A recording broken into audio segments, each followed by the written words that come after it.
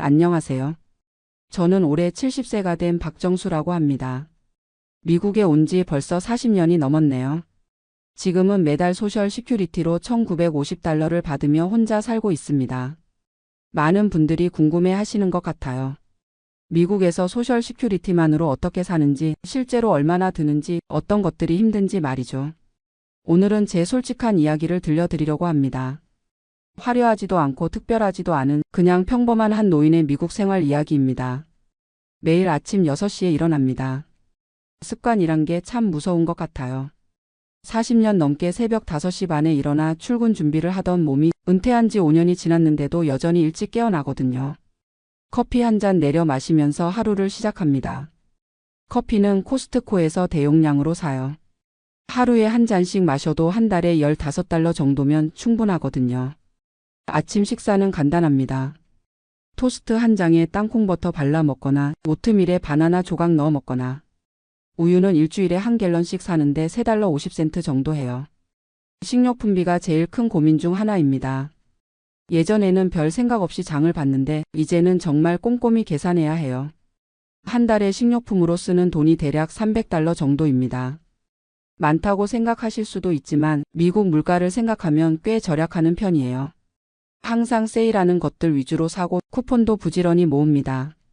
처음엔 쿠폰 오려서 장 보는 제 자신이 초라하게 느껴졌는데 이제는 당연한 일이 되었어요. 고기는 세일할 때 조금씩 사서 냉동실에 보관합니다. 닭고기가 파운드당 99센트일 때 사서 작은 팩으로 나누어 얼려두죠. 그러면 한 달 정도는 고기 걱정 안 해도 돼요.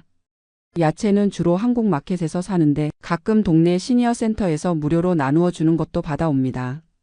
처음엔 자존심이 상했지만 이제는 그런 것도 하나의 복지라고 생각해요.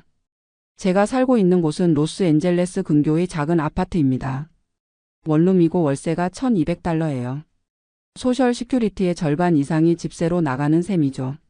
사실 더 싼 곳으로 이사를 생각해 봤는데 여기가 한국 마켓이나 병원 가기에 편해서 그냥 있어요. 차도 없고 대중교통으로만 다니니까 위치가 중요하거든요. 차는 3년 전에 팔았습니다. 유지비가 만만치 않더라고요. 보험료, 기름과 수리비까지 생각하면 한 달에 $400는 좋게 나갔어요.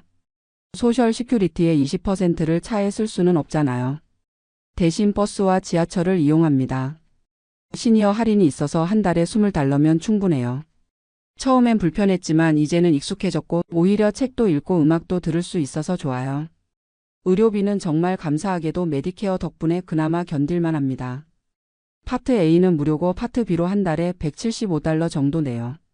여기에 메디갭 보험까지 해서 월 $250 정도가 의료보험료로 나가죠. 그래도 모든 의료비가 다 커버되는 건 아니에요. 치과는 별도고 안경도 따로예요. 지난달에 혈압약을 바꿨는데 새 약이 한 달에 $80 더 비싸더라고요. 이런 것들이 차곡차곡 쌓이면 부담이 만만치 않아요. 그래서 항상 제네릭 약품을 쓰려고 하고 정말 필요한 검사가 아니면 미루기도 해요. 옷은 거의 사지 않습니다. 구질이나 세일베이션 아미에서 가끔 필요한 것만 사요. 셔츠 하나에 $5, 바지 하나에 $8 정도면 상태 좋은 걸 살 수 있어요. 새 옷 살 돈으로 일주일치 식료품을 사는 게 더 현실적이거든요. 전기요금은 여름이 제일 무서워요. 에어컨을 틀면 한 달에 $200도 나올 수 있거든요. 그래서 낮에는 도서관이나 쇼핑몰에서 시간을 보내요. 어차피 집에 혼자 있어도 할 일이 별로 없으니까요. 겨울에는 난방비 때문에 고민이에요. 히터를 최대한 아껴 쓰려고 하는데 그러다 보니 감기 걸릴까봐 걱정되기도 하고요. 이불 2장 덮고 자는 게 일상이 됐어요. 휴대폰 요금은 한 달에 $30짜리 최저가 플랜을 써요. 인터넷은 집에서 월 $50, 케이블은 끊었습니다. 요즘은 유튜브나 넷플릭스만 봐도 충분하더라고요. 외식은 정말 특별한 날에만 해요. 한 달에 한 번 정도 한국 식당에서 $20짜리 정식을 먹는 게 전부예요. 그것도 쿠폰이 있을 때나 할인 시간대에 가죠. 사실 이런 생활이 처음엔 정말 힘들었어요. 평생 열심히 일했는데 노년에 이렇게 돈 계산하며 살아야 한다니. 특히 자식들 앞에서는 티를 내지 않으려고 해요. 아들이 가끔 전화해서 돈 필요한 거 없어? 라고 물으면 괜찮다, 충분히 있다고 대답하죠. 자식들도 각자 살기 힘든데 부담 주고 싶지 않거든요. 하지만 정말 어려울 때는 있어요. 지난해 에어컨이 고장 났을 때 수리비가 400달러나 나왔어요. 그달은 식료품비를 절반으로 줄여야 했죠. 그때 정말 막막했어요. 아들한테 말할까도 생각했지만 결국 혼자 해결했어요. 한 달 동안 라면이랑 계란으로 버텼거든요. 그런데 이상하게도 그 시간이 지나고 나니까 뭔가 더 강해진 기분이 들더라고요. 아, 나도 이 정도는 할 수 있구나 하는 자신감이 생겼어요. 이제는 나름의 노하우도 생겼어요. 도서관에서 신문도 보고 책도 빌려보고 무료 와이파이도 쓸 수 있으니까 좋아요. 시니어 센터에서 하는 프로그램에도 참여해요. 요가 클래스는 한 달에 $10, 영어 회화 모임은 무료예요. 혼자 있는 시간이 줄어들어서 정신 건강에도 좋고요. 한국 마켓에서 할인 쿠폰도 부지런히 모아요. 10% 할인이라도 큰 도움이 되거든요. 그리고 시니어 할인하는 곳들을 다 외워뒀어요. 화요일에는 영화관 시니어 할인, 수요일에는 슈퍼마켓 더블 쿠폰 데이, 목요일에는 약국에서 시니어 20% 할인. 이런 것들이 생활의 리듬이 됐어요. 가끔 옛날 동료들을 만나면 부러워요. 연금도 받고 소셜 시큐리티도 받아서 한 달에 $4,000, $5,000씩 받는 사람들을 보면요. 저는 평생 중소기업에서 일했거든요. 연금이라는 게 없었어요. 401k도 회사에서 매치를 안 해줘서 많이 모으지 못했고요. 그래서 은퇴할 때 갖고 있던 돈이 $150,000 정도였어요. 응급 상황을 위해 아껴두려고 하는데 가끔 큰 지출이 있으면 조금씩 쓸 수밖에 없어요. 계산해보니 이 돈으로는 10년 정도밖에 못 버틸 것 같아요. 그 이후에는 정말 소셜 시큐리티만으로 살아야 하는 거죠. 생각하면 막막하지만 어떻게든 방법을 찾아야겠죠. 그런데 요즘은 생각이 좀 달라졌어요. 돈이 적어도 불행한 건 아니더라고요. 물론 여유는 없지만 최소한 굶지는 않으니까요. 오히려 돈을 아껴 쓰다 보니 새로운 재미를 발견했어요. 쿠폰으로 장을 보고 세일 상품을 찾아다니고 도서관에서 무료 이벤트를 찾아가고 이런 것들이 일종의 게임 같아요. 그리고 정말 필요한 것과 그렇지 않은 것을 구분하게 됐어요. 예전엔 충동 구매도 많이 했는데 이제는 뭘 사기 전에 정말 꼼꼼히 생각해요. 이게 정말 필요한가? 다른 대안은 없나? 더 싼 곳은 없나? 이런 습관이 생기니까 오히려 돈 관리가 더 체계적이 되었어요. 가계부도 쓰기 시작했고 매달 예산을 세워서 지키려고 노력해요. 한 달 예산을 한번 말씀드릴게요. 소셜 시큐리티 $1,950에서 월세 $1,200, 의료보험료 $250, 전기요금 평균 $100, 핸드폰 $30, 인터넷 $50. 여기까지 하면 $1,630예요. 남는 돈이 $320인데 여기서 식료품 $300, 생활용품 $50 정도 쓰면 거의 다 없어져요. 가끔 예상치 못한 지출이 있으면 마이너스가 되죠. 그럴 때는 저축한 돈을 조금씩 써야 해요. 이런 계산을 하다 보면 가슴이 답답해질 때도 있어요. 내가 이런 삶을 살려고 미국에 왔나 싶기도 하고요. 1983년에 미국에 왔을 때는 꿈이 많았거든요. 열심히 일해서 돈 벌고 자식들 좋은 대학 보내고 노후에는 여행도 다니고 싶었어요. 처음 몇 년은 정말 힘들었어요. 영어도 안 되고 기술도 없고. 공장에서 야간 근무를 하면서 낮에는 영어 학교를 다녔어요. 하루에 서너 시간밖에 못 잤지만 그래도 희망이 있었어요. 10년쯤 지나니까 조금씩 자리를 잡더라고요. 한국 음식 재료를 파는 작은 회사에 취직했어요. 급여는 많지 않았지만 영어도 많이 늘고 회사 사정도 알게 되면서 책임감도 생겼죠. 거기서 25년을 일했어요. 중간에 회사가 어려워져서 월급을 못 받은 적도 있고 정리해고 당할 뻔한 적도 있었지만 그래도 버텼어요. 아내와 함께 정말 열심히 살았어요. 아내는 섬유 공장에서 일했고 저는 식품 회사에서 일하면서 둘 다 투잡도 많이 했어요. 주말에는 제가 한국 식당에서 서빙을 하고 아내는 다른 집 청소를 나갔어요. 그렇게 해서 번 돈으로 아들 둘을 키웠죠. 첫째는 UC 버클리를 나와서 지금 엔지니어로 일하고 둘째는 USC 법대를 나와서 변호사가 됐어요. 그게 저희 부부의 가장 큰 자랑이자 성과예요. 아이들 대학 등록금 때문에 집 한 채 값은 다 들어갔지만 전혀 후회 안 해요. 그때는 그게 최선의 선택이었다고 생각하거든요. 아내가 5년 전에 암으로 먼저 갔어요. 정말 갑작스러웠어요. 건강검진에서 발견됐는데 이미 말기였거든요. 그때 의료비가 정말 많이 들었어요. 메디케어가 있어도 본인 부담금이 만만치 않더라고요. 항암 치료비, 호스피스 비용까지 해서 저축한 돈의 절반 정도를 썼어요. 아내가 없어지니까 모든 게 달라졌어요. 혼자 사는 게 이렇게 외로운 줄 몰랐어요. 밥을 해 먹어도 맛이 없고 텔레비전을 봐도 재미없고. 그래서 한국에 갈까도 생각해 봤어요. 하지만 40년을 여기서 살았는데 이제 와서 한국에 가서 뭘 하겠어요. 게다가 한국도 생활비가 만만치 않다고 하더라고요. 아들들이 가끔 아버지 우리 집으로 오세요라고 하는데 그것도 쉽지 않아요. 며느리들 입장에서는 부담스러울 거고 저도 눈치 보며 살기 싫거든요.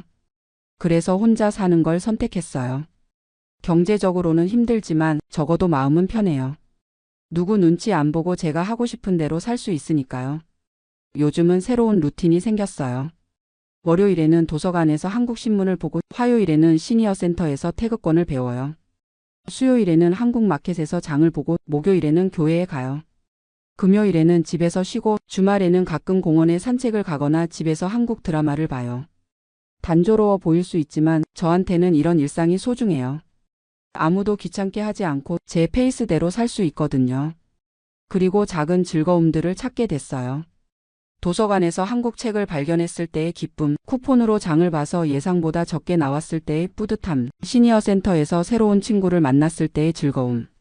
이런 것들이 저에게는 큰 행복이에요. 건강 관리도 나름대로 신경 써요. 돈이 없으니까 아프면 안 되거든요. 매일 30분씩 걷기를 하고 집에서 간단한 스트레칭도 해요. 음식도 가능한 한 직접 해서 먹어요. 인스턴트 음식은 비싸기도 하고 건강에도 안 좋으니까요. 쌀밥에 김치, 계란 후라이만 있어도 충분히 맛있어요. 가끔 한국이 그리울 때가 있어요. 특히 명절 때는 더 그래요. 추석이나 설날에 혼자 있으면 정말 외로워요. 그럴 때는 한국 음식을 해 먹어요.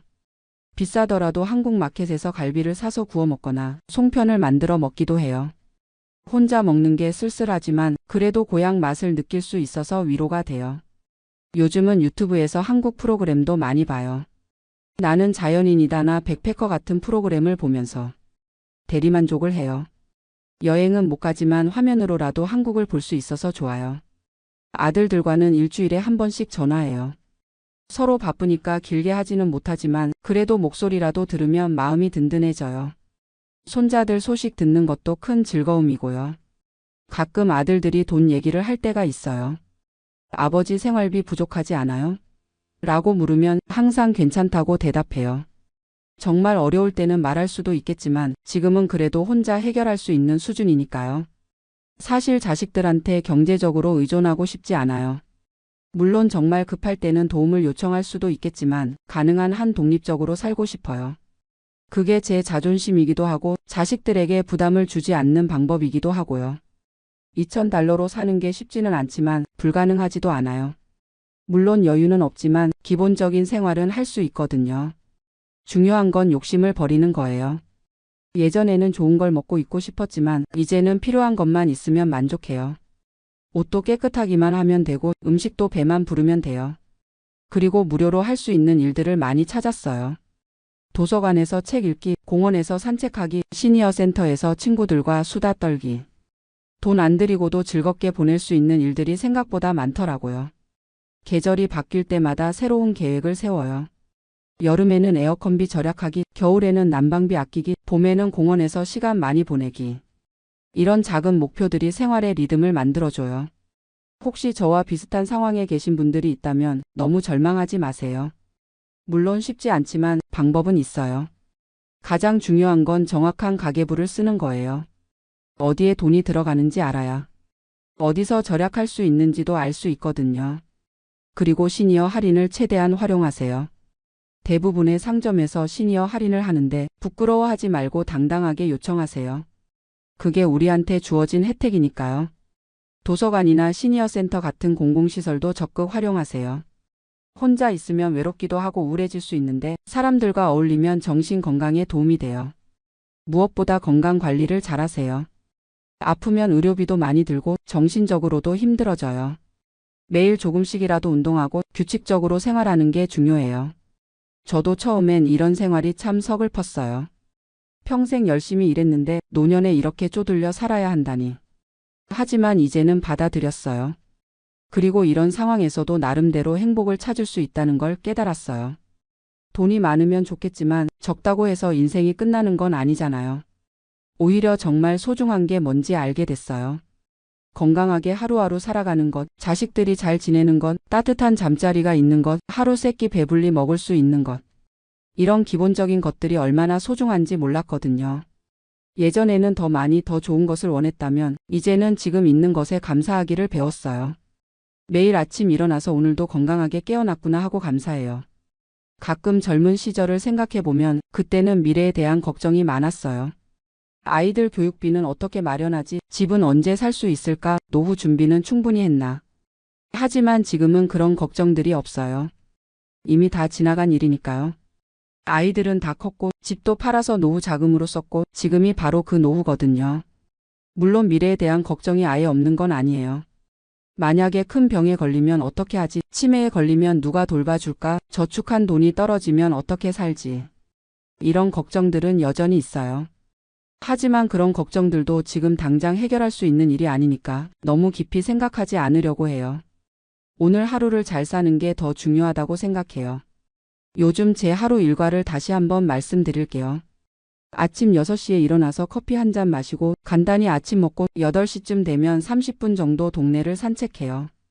이때 신선한 공기도 마시고 이웃들과 인사도 나눠요. 9시부터 11시까지는 집안일을 해요. 청소하고 빨래하고 정리정돈하고. 혼자 살다 보니 큰 청소는 필요 없지만 그래도 깔끔하게 유지하려고 노력해요. 11시부터 오후 2시까지는 주로 밖으로 나가요.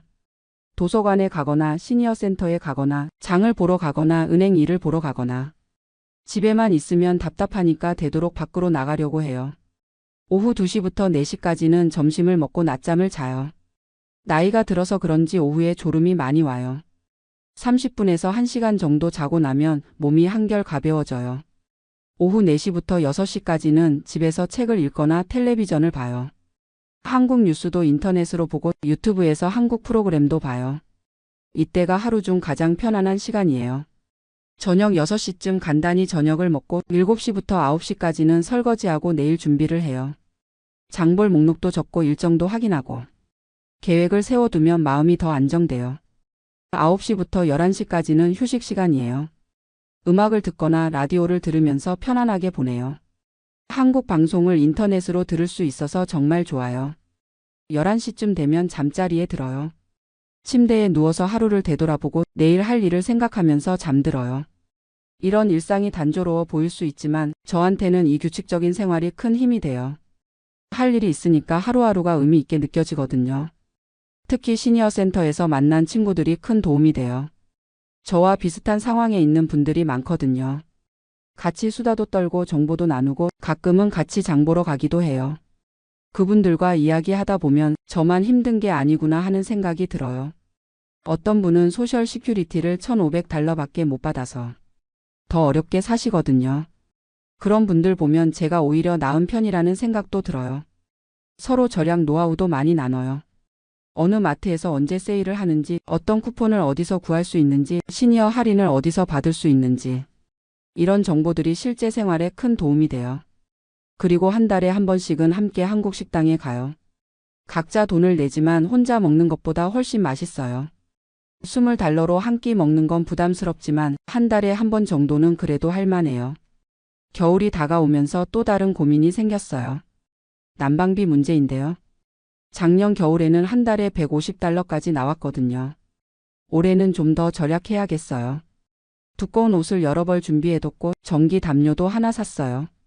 밤에는 히터 대신 전기 담요를 쓰면 전기요금을 좀 줄일 수 있을 것 같아요. 낮에는 가능한 한 집에 있지 말고 따뜻한 곳으로 나가려고 해요. 도서관이나 쇼핑몰은 무료로 난방을 해주니까요.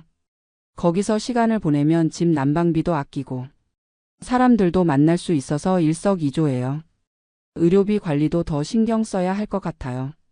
나이가 들수록 병원 갈 일이 많아지는데 메디케어가 있어도 본인 부담금이 만만치 않거든요. 정기검진은 빠뜨리지 않고 받으려고 해요. 큰 병이 생기기 전에 미리 발견하는 게 장기적으로는 더 경제적이니까요. 혈압약이나 당뇨약도 꼬박꼬박 먹어야 하고요. 치과는 좀 고민이에요. 메디케어에서 치과 치료는 거의 안 해주거든요. 이가 아픈데 임플란트를 하려면 몇천 달러가 들어요. 그 돈이면 몇 달을 살 수 있으니까 망설여져요. 안경도 새로 맞춰야 하는데 한 개에 300달러 정도 해요. 코스트코에서 더 싸게 할 수 있다고 하던데 다음에 알아봐야겠어요. 그래도 건강만큼은 타협하면 안 되죠. 아프면 그때 더 많은 돈이 들어갈 텐데 미리 관리하는 게 현명한 일이에요. 요즘은 한국에 대한 생각도 많이 해요. 가끔 한국 뉴스를 보면 노인분들이 폐지 줍는 모습이 나와요. 그걸 보면 마음이 아프면서도 나는 그래도 여기서 이 정도로 살고 있으니 다행이다 하는 생각도 들어요. 물론 한국이 그리워요. 고향 음식도 그리워하고 옛날 친구들도 보고 싶고. 하지만 이제 와서 한국에 가서 뭘 하겠어요. 거기서도 결국 비슷한 고민을 해야 할 텐데요. 여기서 40년을 살면서 이미 뿌리를 내렸어요. 병원도 여기 있고 친구들도 여기 있고 자식들도 여기 있으니까요. 불편하더라도 여기가 제 터전이에요. 가끔 젊은 한국인들을 보면 부러워요. 꿈도 많고 가능성도 무한하고. 저도 그런 시절이 있었는데 어느새 이렇게 할아버지가 됐네요. 하지만 후회는 안 해요. 제 나름대로는 최선을 다해서 살았거든요. 아내와 함께 열심히 일해서 아이들 키우고 이 나라에서 꿈을 이루려고 노력했어요. 비록 부자는 되지 못했지만 아이들은 잘 키웠고 지금도 건강하게 살고 있으니 그것만으로도 성공한 인생이라고 생각해요. 앞으로 몇 년을 더 살 수 있을지 모르겠지만 남은 시간도 의미 있게 보내고 싶어요. 돈은 적어도 마음은 풍요롭게 건강하게 하루하루를 살아가고 싶어요. 혹시 이야기를 듣고 계신 분들 중에 비슷한 상황에 있는 분이 계시다면 너무 절망하지 마세요. 분명히 방법은 있어요. 중요한 건 현실을 받아들이는 거예요. 돈이 적으면 적은 대로 사는 방법을 찾으면 돼요. 욕심을 줄이고 감사할 줄 알고 작은 행복에도 만족할 줄 안다면 얼마든지 행복하게 살 수 있어요. 그리고 혼자가 아니라는 걸 기억하세요. 비슷한 상황의 사람들이 많아요. 서로 도우면서 살아가면 어려운 시기도 이겨낼 수 있어요. 마지막으로 건강만큼은 꼭 챙기세요.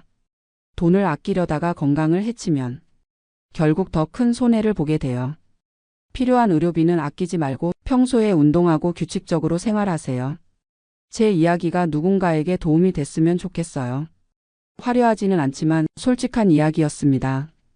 소셜 시큐리티 2,000달러로 사는 일상, 생각보다 불가능한 일은 아니에요. 물론 쉽지는 않지만 지혜롭게 살면 충분히 할 수 있어요. 오늘도 감사한 마음으로 하루를 마무리하며 내일도 건강하게 맞이하고 싶습니다. 들어주셔서 감사합니다. 안녕하세요. 저는 올해 67세 김정수라고 합니다.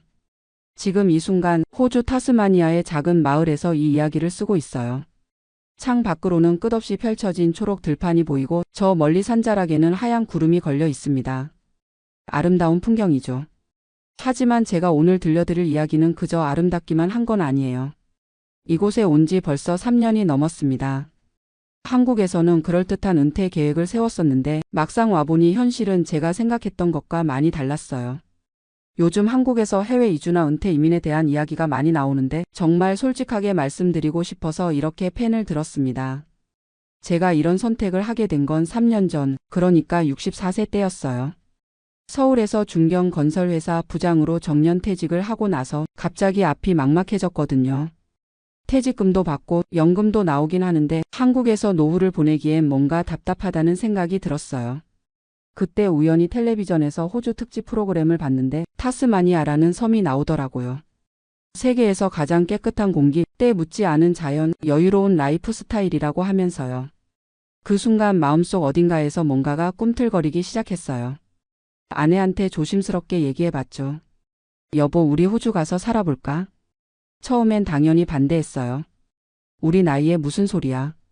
자식들 다 한국에 있는데. 하지만 저도 모르게 그 생각에서 벗어날 수가 없었어요. 제가 왜 그런 생각을 했는지 이해하시려면 제 인생을 좀 들여다보셔야 할 것 같아요. 저는 1957년생으로 부산에서 태어났습니다. 아버지는 작은 철물점을 하셨고 어머니는 집에서 재봉틀로 옷을 만들어 파는 일을 하셨어요. 그리 넉넉하지 않은 살림이었지만 부모님은 교육만큼은 꼭 시키겠다고 하셨죠. 대학은 서울로 올라와서 건축공학과를 나왔어요. 80년대 초반이었는데 그때는 건설 붐이 일어나던 시기라 취업이 그리 어렵지 않았거든요. 30살에 아내를 만나 결혼하고 아들 둘을 낳아 기르면서 성실하게 살았습니다. 회사 생활은 나름 순탄했어요. 현장 경험도 쌓고 사무실에서도 일하면서 서서히 승진했죠. 부장까지 올라가는데 25년이 걸렸어요. 그 과정에서 야근도 수없이 하고 주말에도 현장 나가고 때로는 지방 발령을 받아 가족과 떨어져 살기도 했습니다. 아이들이 클 때는 정말 바빴어요. 큰아이 대학 입시 때는 제가 거의 집에 없었거든요. 회사에서 대형 프로젝트를 맡고 있어서 매일 새벽에 들어왔죠. 아내가 혼자서 다 감당해야 했어요. 지금 생각해보면 참 미안한 마음이 들어요. 그래도 그때는 목표가 분명했어요. 아이들 좋은 대학 보내고 내 집 마련하고 노후 준비를 차근차근 하자. 그런 생각으로 열심히 살았죠. 50대 중반쯤 되니까 슬슬 은퇴 준비를 해야 한다는 생각이 들었어요. 퇴직금하고 연금으로 계산해 보니 아주 넉넉하지는 않지만 그럭저럭 살 수는 있을 것 같았거든요. 아파트 하나 있고 적금도 좀 있고. 하지만 막상 정년퇴직을 하고 나니 뭔가 허전했어요. 30년 넘게 다니던 회사를 나오는 날 동료들이 회식을 차려줬는데 집에 돌아와서 혼자 앉아 있으니까 갑자기 눈물이 나더라고요. 이제 뭘 하고 살지? 아내는 TV 보고 저는 신문 보고 가끔 동네 경로당에 나가보기도 하고 등산도 다녔지만 뭔가 삶의 활력이 없었어요. 그런데 더 큰 문제는 경제적인 부분이었어요. 연금이 나오긴 하는데 월 180만 원 정도였거든요. 아파트 관리비, 공과금, 생활비, 의료비까지 생각하면 빠듯했어요. 특히 병원비가 부담스러웠죠. 저도 고혈압이 있고 아내도 당뇨가 있어서 병원을 정기적으로 다녀야 했거든요. 그러던 중에 우연히 만난 대학 동기가 이런 얘기를 해주더라고요. 정수야, 요즘 해외 이주하는 사람들 많더라. 물가도 한국보다 저렴하고 의료비도 부담 없고. 특히 호주가 좋다던데. 처음엔 반신반의했어요. 우리 나이에 무슨 해외 이주냐고 생각했거든요. 하지만 그 친구가 준 자료를 보니까 생각이 좀 달라지더라고요. 호주는 영주권자나 시민권자에게 의료비를 거의 무료로 제공한다는 거예요. 나이가 들수록 의료비 부담이 커지는데 이건 정말 매력적으로 다가왔죠. 게다가 타스마니아는 물가도 상대적으로 저렴하고 환경도 좋다고 했어요. 그때부터 본격적으로 알아보기 시작했어요. 인터넷으로 자료도 찾아보고 이민 설명회도 참석해봤죠. 타스마니아 대학교에서 나이 제한 없이 수강할 수 있는 과정이 있다는 것도 알게 됐어요. 학생 비자로 먼저 가서 영주권을 신청할 수 있다는 얘기였죠. 아내를 설득하는 데는 6개월이 걸렸어요. 우리 나이에 무슨 영어야? 애들은 어떻게 하고? 계속 반대했거든요. 하지만 저는 점점 더 확신이 들었어요. 한국에서 이렇게 답답하게 사는 것보다는 새로운 환경에서 도전해 보는 게 낫겠다는 생각이 들었거든요. 물론 두려움도 있었어요. 영어도 잘 못하고 낯선 나라에서 어떻게 살아갈지 막막했죠. 결정적인 계기는 아내가 건강검진에서 당뇨 합병증 초기 진단을 받은 거였어요. 의사가 앞으로 정기적으로 관리받아야 한다고 하는데 치료비가 만만치 않을 것 같더라고요. 그때 아내도 마음이 움직인 것 같아요. 그래, 한번 해보자. 안 되면 다시 돌아오면 되잖아. 그렇게 해서 2021년 초에 준비를 시작했어요. 학생 비자 신청부터 시작해서 영어 공부도 하고 집도 정리하고. 아이들한테는 마지막에 얘기했어요. 반대할 게 뻔했거든요. 큰아들이 화를 많이 냈어요. 아버지, 어머니 정말 무책임하시네요. 우리 어떻게 해요? 나중에 편찮으시면 어떻게 하고요? 하지만 저희 결심은 바뀌지 않았어요. 오히려 아이들한테 부담 주기 싫어서 떠나는 거라고 설명했죠. 2021년 9월 드디어 타스마니아로 출발했습니다. 인천공항에서 호바트 공항까지는 시드니를 경유해서 15시간 정도 걸렸어요. 비행기에서 내려서 첫 번째로 느낀 건 공기의 차이였어요. 정말 맑고 깨끗하더라고요. 공항에서 시내까지 가는 길의 봄 풍경은 정말 인상적이었어요. 끝없이 펼쳐진 초원, 멀리 보이는 산들, 여기저기 풀을 뜯고 있는 양떼들. 마치 그림 같았죠. 하지만 막상 정착하려고 하니까 문제가 하나둘씩 드러났어요. 첫 번째 문제는 집 구하기였어요. 인터넷으로 미리 알아봤던 곳들을 직접 가보니까 생각보다 상태가 좋지 않았거든요. 특히 난방시설이 제대로 안 된 곳이 많았어요. 타스마니아는 남반구라서 우리가 간 9월은 막 겨울이 끝나가는 시기였는데 정말 춥더라고요. 결국 호바트에서 차로 30분 정도 떨어진 작은 마을에 집을 구했어요. 주 $350, 한국 돈으로 35만 원 정도였죠. 한국에 비하면 저렴한 편이었지만 시설은 그리 좋지 않았어요. 오래된 목조 주택이라 곳곳에서 바람이 들어왔고 겨울철 난방비가 생각보다 많이 나왔어요. 두 번째 문제는 언어였어요.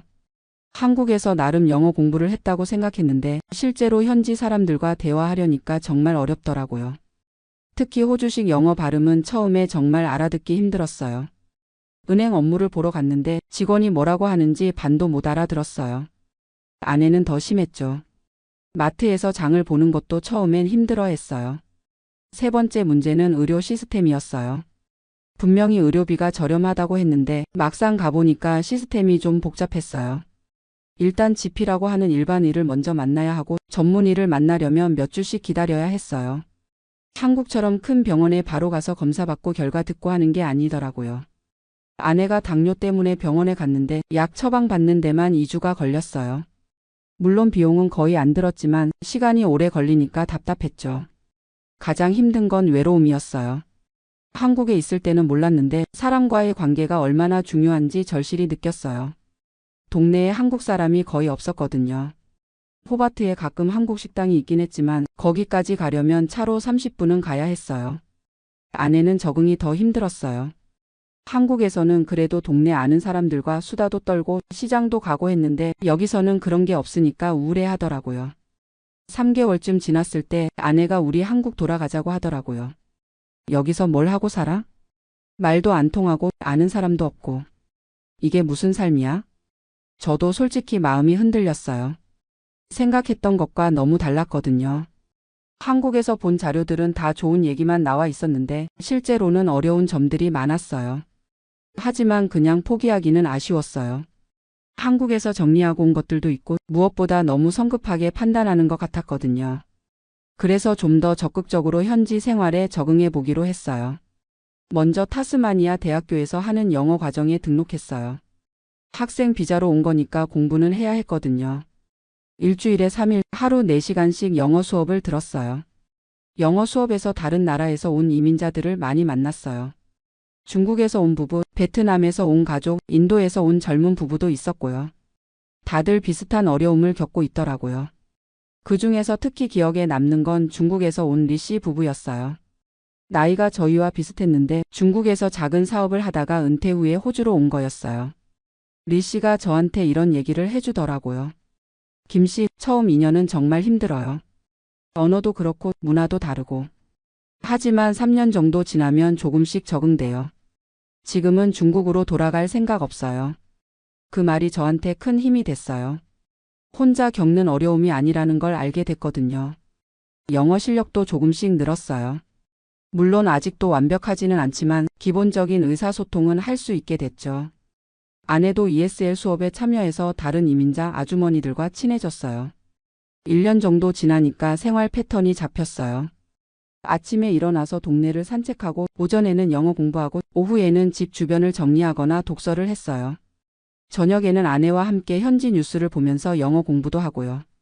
한국과 연락도 정기적으로 했어요.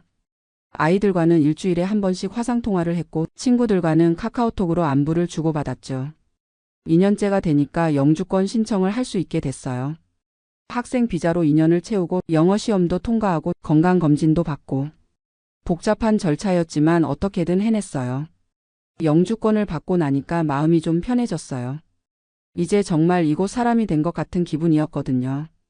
의료 혜택도 본격적으로 받을 수 있게 됐고 향후 시민권 신청도 가능해졌죠. 하지만 여전히 어려운 점들이 있었어요. 가장 큰 문제는 사회적 관계였어요. 영어를 어느 정도 할 수 있게 됐다고 해도 깊이 있는 대화를 나누기는 여전히 어려웠거든요. 현지 사람들과 친구가 되기까지는 정말 오랜 시간이 걸리더라고요. 경제적인 부분도 생각보다 만만치 않았어요. 집세, 전기세, 가스비, 인터넷비, 자동차 보험료 등등. 한국에 비해 저렴하다고 했지만 실제로는 그렇지도 않았어요. 특히 겨울철 난방비가 정말 많이 나왔어요. 타스마니아는 생각보다 추워서 5월부터 9월까지는 난방을 해야 했거든요. 한 달에 전기세만 $200가 넘게 나올 때도 있었어요. 음식도 문제였어요. 한국 음식이 그리워서 호바트 한국마트에 가곤 했는데 가격이 한국의 3배는 됐어요.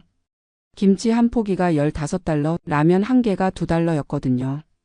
결국 웬만한 건 직접 만들어 먹어야 했어요. 의료 시스템도 좋다고는 하지만 한국과는 많이 달랐어요. 응급 상황이 아닌 이상 전문의를 만나려면 몇 주씩 기다려야 했고 검사 결과도 오래 걸렸어요. 한국처럼 당일에 모든 검사를 다 받고 결과를 듣는 게 불가능했죠. 그리고 가장 힘든 건 아이들과의 거리감이었어요. 화상통화로 얼굴을 보고 이야기는 하지만 실제로 만나지 못하니까 점점 소원해지는 느낌이었어요. 특히 큰아들 아이, 그러니까 제 손자가 이제 말을 배우기 시작했는데 할아버지 목소리를 어색해 하더라고요. 그런 게 쌓이니까 아내가 다시 힘들어하기 시작했어요. 우리가 여기서 뭘 하고 사는 거야? 손자도 못 보고 친구도 없고. 이게 진짜 우리가 원했던 삶이야? 저도 가끔 그런 생각이 들어요. 한국에 있었다면 손자도 자주 보고 친구들과도 만나고 익숙한 환경에서 편안하게 살았을 텐데. 하지만 후회만 하는 건 아니에요. 여기서 얻은 것들도 분명히 있거든요. 우선 건강이 많이 좋아졌어요. 공기가 정말 맑아서 그런지 고혈압 약도 줄였고 아내 당뇨도 많이 안정됐어요. 매일 산책하고 스트레스도 줄어서 그런 것 같아요. 그리고 시간적 여유가 생겼어요. 한국에 있을 때는 항상 뭔가에 쫓기는 느낌이었는데 여기서는 정말 여유롭게 살 수 있어요. 아침에 일어나서 커피 한 잔 마시면서 바라보는 풍경만으로도 힐링이 돼요. 새로운 것들을 배우는 재미도 있어요. 영어 공부도 그렇고 현지 문화를 알아가는 것도 흥미로워요. 타스마니아에는 정말 독특한 동물들이 많거든요. 태즈메니안 데빌이나 원백 같은 동물들을 실제로 보는 건 신기한 경험이었어요. 무엇보다 마음의 평화를 얻었어요.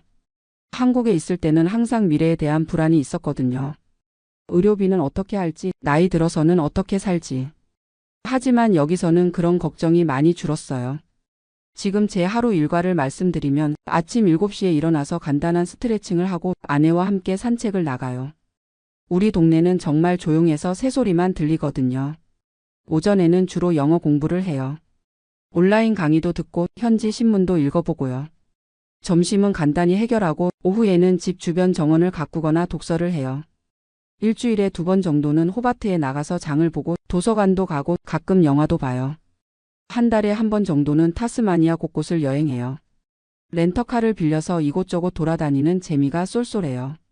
하지만 솔직히 말씀드리면 이런 생활이 모든 사람에게 맞는 건 아닌 것 같아요. 첫째로 경제적인 준비가 충분해야 해요. 저희는 한국에서 아파트를 팔아서 어느 정도 목돈을 마련했지만 그래도 생활비가 만만치 않거든요. 특히 의료비는 저렴하다고 하지만 치과나 안과 같은 건 여전히 비싸요. 둘째로 언어적인 부분을 간과하면 안 돼요. 기본적인 영어 실력 없이는 정말 힘들어요. 저희도 아직 완벽하지 않아서 가끔 답답할 때가 있거든요. 셋째로 사회적 관계에 대한 고민을 많이 해봐야 해요. 혼자 있는 시간이 많아지고 깊이 있는 대화를 나눌 사람이 제한적이에요. 특히 나이가 들수록 새로운 친구를 만들기가 쉽지 않거든요. 넷째로 가족과의 관계 변화를 받아들일 수 있어야 해요. 아무리 화상통화를 해도 실제로 만나는 것과는 달라요. 특히 손자, 손녀들과의 관계는 시간이 지날수록 어색해져요. 그리고 가장 중요한 건 정말 확실한 동기가 있어야 한다는 거예요. 단순히 한국 생활이 답답해서 정도로는 견디기 어려워요. 여기도 나름의 어려움과 제약이 있거든요. 저는 지금도 가끔 고민해요. 정말 잘한 선택이었을까? 특히 아내가 힘들어할 때는 더욱 그런 생각이 들어요. 하지만 후회하지는 않아요. 인생에서 한 번쯤은 이런 도전을 해볼 만했다고 생각해요. 비록 완벽하지는 않지만 새로운 환경에서 새로운 삶을 경험해 보는 것 자체가 의미 있었거든요. 요즘 들어서는 좀 더 현실적으로 생각해요. 아마 5년 정도 더 여기서 살아보고 그 이후에는 한국으로 돌아갈 수도 있을 것 같아요. 건강이 더 나빠지면 역시 자식들 곁에 있는 게 나을 테니까요. 하지만 지금 당장은 이곳에서의 삶에 만족하고 있어요.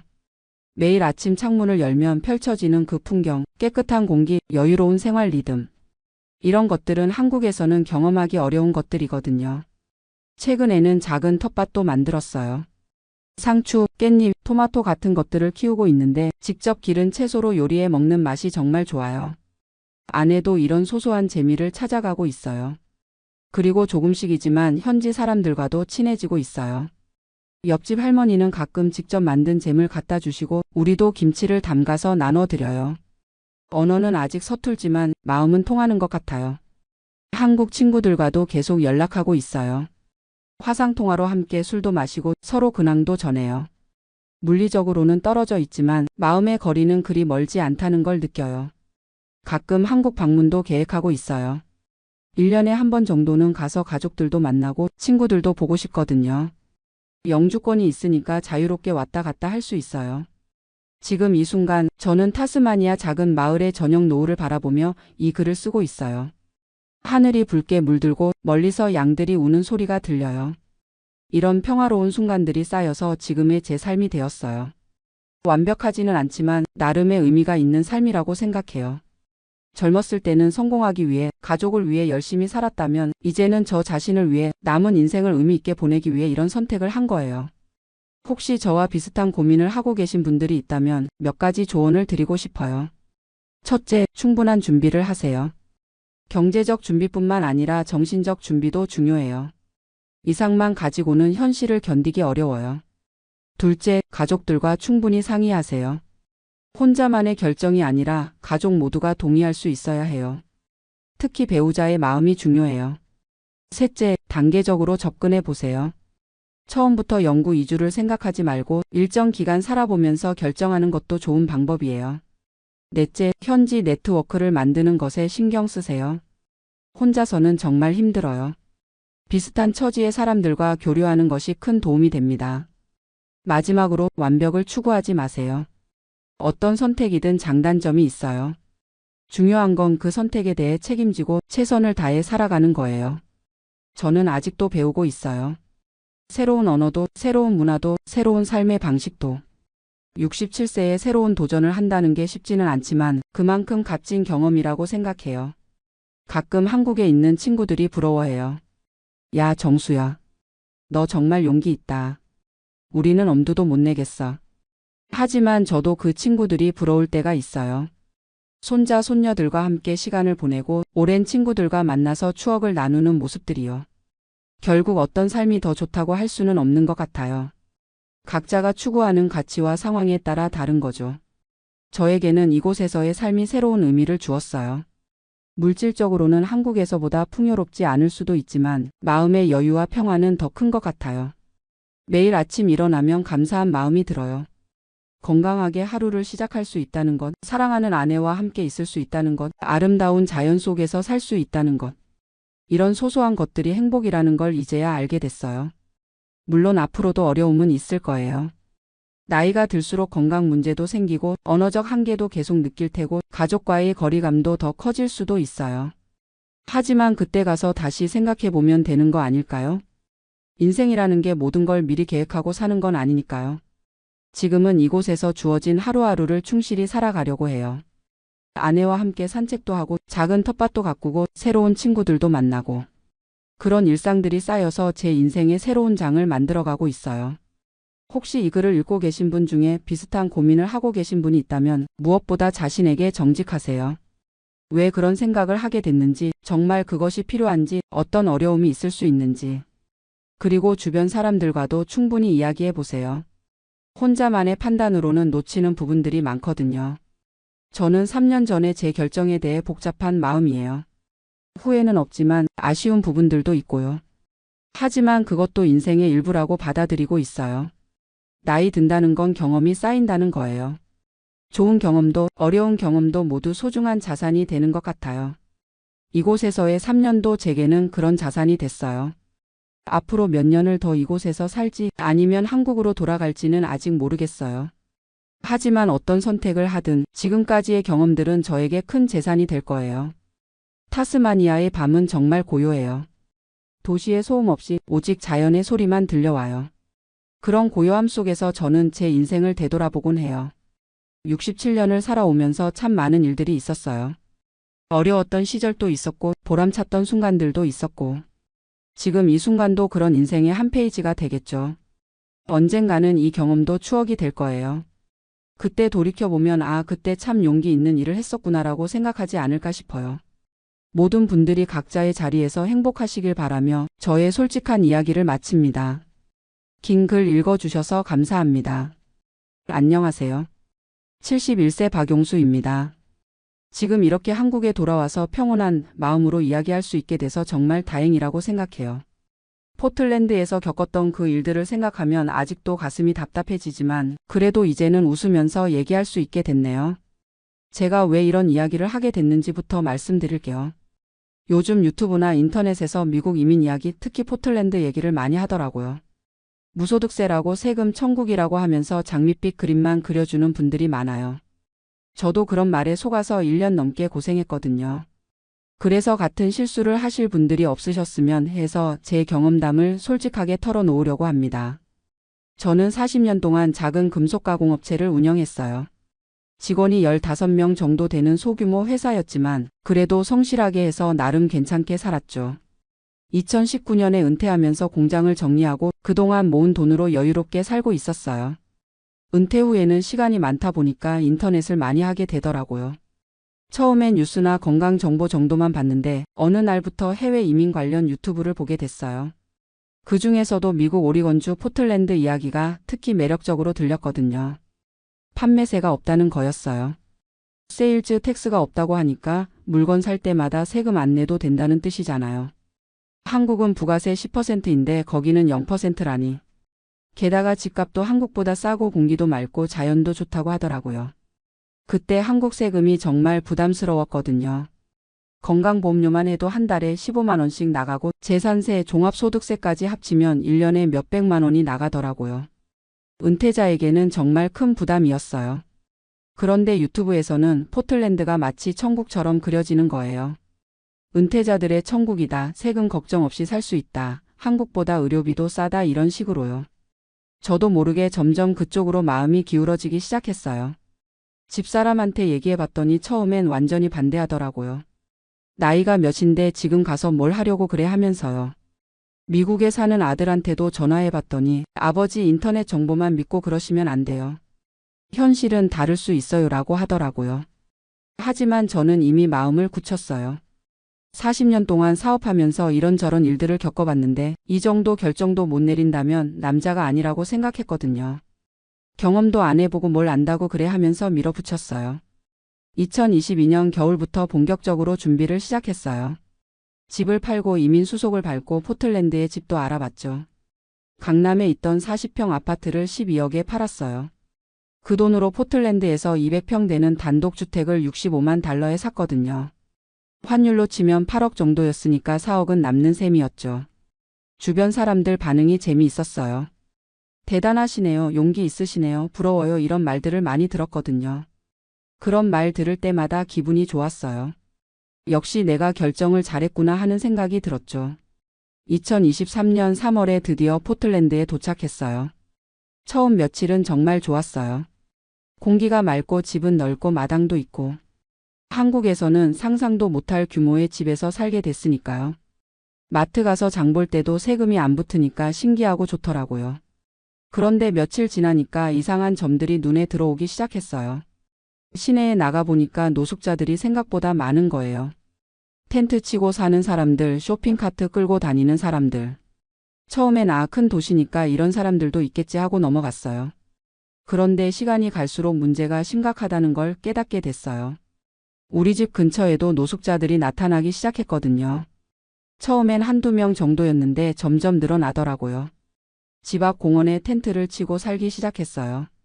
이상철이라는 분이 우리 이웃이었는데 그분이 먼저 포틀랜드에서 5년째 살고 계셨어요. 그분한테 물어봤더니 원래 이런 곳이에요. 유튜버들이 말 안 하는 부분이 이거예요 라고 하시더라고요. 박 형님, 솔직히 말하자면 여기 노숙자 문제가 정말 심각해요. 시 정부에서도 손을 못 쓰고 있어요. 진보 성향이 강한 지역이라 노숙자들을 강제로 내쫓지도 못하고 그렇다고 근본적인 해결책이 있는 것도 아니고요. 처음엔 그래도 참을 만하다고 생각했어요. 한국에서도 노숙자가 없는 건 아니니까요. 하지만 포틀랜드의 노숙자 문제는 차원이 달랐어요. 우리 집 바로 앞 공원에 텐트촌이 생겼어요. 텐트가 하나둘 늘어나더니 어느새 10개가 넘어갔어요. 거기서 나오는 쓰레기 냄새, 소음이 정말 견딜 수 없을 정도였거든요. 밤에는 더 심했어요. 술 마시고 고함치고 싸우는 소리가 들려요. 집사람이 무서워해서 밤에 혼자 화장실도 못 가겠다고 하더라고요. 70 가까운 나이에 이런 스트레스를 받으니까 혈압이 확 올라갔어요. 경찰에 신고도 해봤어요. 그런데 경찰이 와서 하는 말이 여기는 공공장소라서 강제로 내쫓을 수 없다는 거예요. 며칠 후에 자발적으로 이동하라고 권유는 해보겠다고 하더니 정말로 며칠 후에 와서 권유만 하고 가더라고요. 당연히 노숙자들은 꿈쩍도 안 했죠. 한인마트에서 만난 최영희 사모님이 하시는 말씀이 여기 산지 10년 됐는데 점점 심해져요.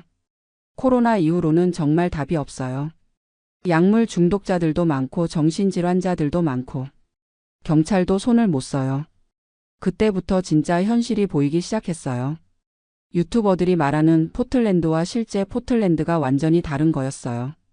판매세가 없다는 것만 강조하고 정작 살기 어려운 부분들은 하나도 말하지 않았던 거죠. 집사람 건강이 눈에 띄게 나빠졌어요. 스트레스 때문에 불면증이 생기고 혈압약을 늘려야 했어요. 밖에 나가는 것도 무서워하고 하루 종일 집에만 있으려고 하더라고요. 여보, 우리 한국 돌아가면 안 될까? 하고 조심스럽게 말하는 거예요. 저도 마음이 흔들리기 시작했어요. 이게 정말 내가 원했던 노후 생활인가 싶었거든요. 세금 몇 푼 아끼려고 이런 스트레스를 받으면서 살아야 하나. 결정적인 사건이 6개월 뒤에 일어났어요. 어느 날 아침에 나가보니까 우리 집 대문 앞에서 누군가 용변을 본 흔적이 있는 거예요. 정말 화가 머리끝까지 올라왔어요. 이런 모욕을 당하면서까지 여기서 살아야 하나 싶었거든요. 그날 바로 집사람과 진지한 대화를 했어요. 여보, 우리 한국 돌아가자. 여기서 이런 식으로 살 바에야 한국에서 세금 좀 더 내면서 편하게 사는 게 낫겠어. 집사람이 울면서 말하더라고요. 여보, 진작에 그렇게 했으면 좋았을 텐데. 나는 처음부터 내키지 않았어. 하지만 당신이 워낙 확신에 차 있어서 말리지 못했어. 그때 정말 후회됐어요. 왜 집사람 말을 안 들었을까? 왜 아들 말을 안 들었을까? 인터넷 정보만 믿고 성급하게 결정했을까? 하지만 후회해도 이미 늦었죠. 다시 한국으로 돌아가기로 결심했어요. 집을 팔고 돌아가는 과정도 쉽지 않았어요. 미국 집을 55만 달러에 팔았거든요. 산지 1년도 안 돼서 10만 달러 손해를 본 거예요. 이사 비용, 항공료 등등 합치면 더 많이 든 거죠. 2024년 봄에 한국으로 돌아왔어요. 가족들이 따뜻하게 맞아줘서 정말 고마웠어요. 아버지, 경험해 보신 것 자체가 대단한 거예요 라고 하면서 전혀 구박하지 않더라고요. 한국에 돌아와서 새삼 느낀 게 있어요. 우리나라가 정말 안전하고 깨끗하다는 거예요. 치안이 이렇게 좋은 줄 몰랐어요. 밤에 산책해도 안전하고 길거리에 쓰레기도 별로 없고 노숙자가 있어도 미국처럼 위협적이지 않고요. 지금은 부산 해운대에 작은 아파트를 샀어요. 바다 보이는 25평짜리인데 정말 만족해요. 포틀랜드에서 스트레스 받으며 살았던 것과는 비교도 안 돼요. 집사람 건강도 금세 좋아졌고요. 요즘에는 제 경험담을 주변 분들께 말씀드려요. 비슷한 생각 하시는 분들이 종종 계시거든요. 미국 가서 살면 어떨까? 하시는 분들에게 제가 겪은 현실을 솔직하게 말씀드리죠. 인터넷 정보만 믿지 마세요. 특히 유튜버들이 하는 말은 절반만 믿으세요. 좋은 것만 보여주고 안 좋은 건 숨기는 경우가 많아요. 판매세 없다고 해서 전체적으로 살기 좋은 건 아니에요. 실제로 포틀랜드 노숙자 문제는 정말 심각해요. 2024년 통계를 보니까 미국 전체 노숙자가 77만 명이 넘는다고 하더라고요. 그 중에서도 서부 지역, 특히 포틀랜드 같은 곳이 제일 심하고요. 제가 왜 이런 실수를 했는지 곰곰 생각해 봤어요. 나이가 들면서 판단력이 흐려진 것도 있고 인터넷 정보를 너무 맹신한 것도 있고 무엇보다 현실을 제대로 알아보지 않고 결정한 게 가장 큰 문제였어요. 젊을 때는 실패해도 다시 시작할 수 있지만 70이 넘은 나이에는 한 번의 실수가 치명적일 수 있어요. 건강, 돈, 시간 모든 면에서 여유가 없거든요. 그래도 이 경험이 완전히 헛된 건 아니라고 생각해요. 제가 실수한 덕분에 다른 분들은 같은 실수를 안 하실 수 있으니까요. 그리고 한국의 소중함을 새삼 깨달았고요. 요즘 포틀랜드 관련 영상 보면서 웃겨요. 여전히 세금 천국 살기 좋은 도시라고 홍보하는 분들이 있더라고요. 정말 거기 가서 살아보기나 했는지 의심스러워요. 현실은 이래요. 판매세가 없는 대신 소득세가 높아요. 은퇴자들한테는 큰 상관없지만 다른 세금들이 만만치 않아요. 재산세는 한국보다 훨씬 높고 집 보험료도 비싸고. 결국 전체적으로 보면 세금 부담이 크게 줄어들지 않아요. 게다가 생활비도 만만치 않아요. 한인 식품 사려면 한국보다 2배는 비싸고 병원비는 상상도 못할 정도로 비싸요. 메디케어가 있다고 해도 본인 부담이 상당하거든요. 무엇보다 정신 건강에 미치는 영향이 커요. 매일 불안감 속에서 살아야 하는 스트레스. 집사람처럼 예민한 분들은 정말 견디기 힘들어해요. 돈 몇 푼 아끼려다가 건강 잃으면 무슨 소용이에요. 저는 이제 완전히 정착했어요. 한국이 최고라는 생각밖에 안 들어요. 의료보험 하나만 봐도 세계 최고 수준이에요. MRI 찍어도 10만 원, 수술해도 본인 부담이 얼마 안 돼요. 미국에서는 상상도 못할 일이죠. 치안도 비교가 안 돼요. 밤에 혼자 걸어 다녀도 안전하고 지하철 타도 안전하고. 포틀랜드에서는 대중교통 이용하기가 무서웠거든요. 이상한 사람들이 너무 많아서요. 음식도 한국이 최고예요. 김치찌개, 된장찌개 먹고 싶으면 언제든 먹을 수 있고 반찬도 다양하고 밥도 맛있고. 미국에서는 한식당 가서 김치찌개 하나 먹으려면 $20씩 내야 해요. 지금 생각해보면 제가 왜 그런 결정을 했는지 이해가 안 가요. 한국에서 충분히 행복하게 살고 있었는데 괜히 욕심 부려서 고생만 했네요. 요즘 비슷한 고민하시는 분들 만나면 꼭 말씀드려요. 해외 이주는 정말 신중하게 결정하세요. 특히 우리 나이에는 더더욱 조심해야 해요. 인터넷 정보만 믿지 말고 실제로 그곳에서 살아본 사람들 만나서 현실적인 얘기 들어보세요. 그리고 한 가지 더 말씀드리고 싶은 건 가족 의견을 무시하지 마세요. 저도 집사람과 아들 말을 들었으면 이런 고생 안 했을 텐데 혼자 고집 부리다가 다들 고생시켰어요. 나이 들어서는 안정이 최고예요. 모험이나 도전보다는 편안하고 안전한 게 우선이에요. 젊을 때는 몰랐는데 이제는 확실히 알겠어요. 한국이 이렇게 살기 좋은 나라인 줄 몰랐어요. 세계 어디 가서도 이만한 나라 찾기 힘들 거예요. 안전하고 편리하고 의료 시스템 좋고 음식도 맛있고 사람들도 착하고. 물론 세금이 좀 부담스럽긴 해요. 하지만 그 세금으로 이런 혜택들을 받는 거라면 충분히 낼 만한 가치가 있다고 생각해요. 세금 아끼려다가 더 큰 손해 보는 것보다는 훨씬 나으니까요. 지금 제가 사는 부산 아파트에서는 매일 아침 바다를 봐요. 파도 소리 들으면서 커피 마시고 신문 읽고. 이런 게 진짜 행복이구나 싶어요. 포틀랜드에서는 매일 스트레스 받으며 살았는데 지금은 정말 평온해요. 가끔 포틀랜드 생각이 나기도 해요. 집은 정말 컸거든요. 마당도 넓고 방도 많고. 하지만 집이 크다고 행복한 건 아니더라고요. 안전하고 편안한 작은 집이 불안한 큰 집보다 훨씬 나아요. 요즘에는 손주들이 자주 놀러 와요. 할아버지 미국 어땠어? 하고 물어보면 할아버지가 바보 같은 짓 했다고 솔직하게 말해줘요. 너희들은 나중에 이런 실수하지 말라고요. 젊은 분들한테도 말씀드리고 싶어요. 부모님이 이런 생각하시면 말려드리세요. 저희 세대는 인터넷 정보 판별하는 능력이 부족해요. 좋은 말만 들리면 쉽게 현혹되거든요. 특히 유튜브 이민 관련 채널들 조심하세요. 광고 수익 때문에 좋은 얘기만 하는 경우가 많아요.